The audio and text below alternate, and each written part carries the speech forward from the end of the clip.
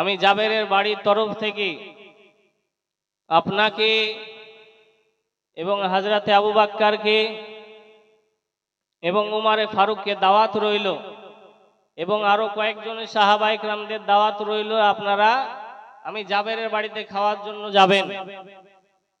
আমার আপনার নবী সাল্লাল্লাহু আলাইহি ওয়াসাল্লাম সেই যুদ্ধের ময়দানে কিতাবের মধ্যে আসছে প্রায় 1 থেকে 1.5 সাহাবা।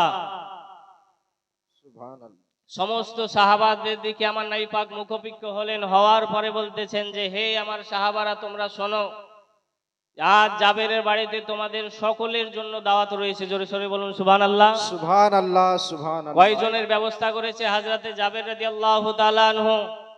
তিনি 3 জনের খাবারের ব্যবস্থা করেছেন।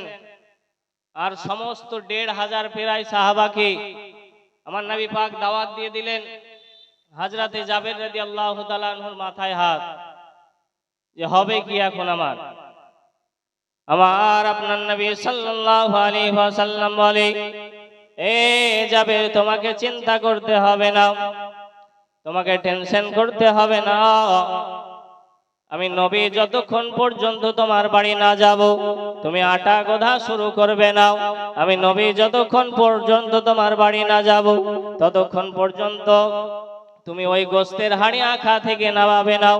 হযরতে জাবের রাদিয়াল্লাহু তাআলা আনহু বাড়ি চলে গেলেন। যাওয়ার পরে বলতেছে, বিবি রে, সর্বনাশ হয়ে গেছে। কি সর্বনাশ হলো আমার স্বামী, বলুন। বলতেছে, আমি নবী পাককে শুধু দাওয়াত দিব ভেবেছিলাম, কিন্তু কয়েকজন সাহাবায়ে কেরামদেরকেও দাওয়াত দিলাম, কিন্তু আমার নবীজি ওই যুদ্ধের ময়দানে 1.5 সাহাবাকে দাওয়াত দিয়ে দিয়েছে। এখন কি হবে? সেই সময়কার মহিলারা কেমন ছিলেন? আর আমাদের ঘরের যদি মা বোনেরা হয়, তাহলে কি বলবো, যে তালা মেরে পালিয়ে যায়। চলো, 3 জনের খাবার আইটেম করলাম, এতজন মানুষ আসবে, বাড়িতে থাকা যাবে না। যদি সেটাও না করতে পারতাম, তাহলে বলতাম যে গিয়ে বলে আসো গা যে এতজনের খাবার ব্যবস্থা করা যাবে না। সেই যুগের মহিলা তিনি বলতেছেন যে চিন্তা নাই, যেহেতু নবী পাক সাল্লাল্লাহু আলাইহি ওয়াসাল্লাম দাওয়াত দিয়েছেন, তো তিনি তিনাদেরকে খাওয়াবেন। জোরে সোরে বলুন সুবহানাল্লাহ। সুবহানাল্লাহ। এর জন্যই তো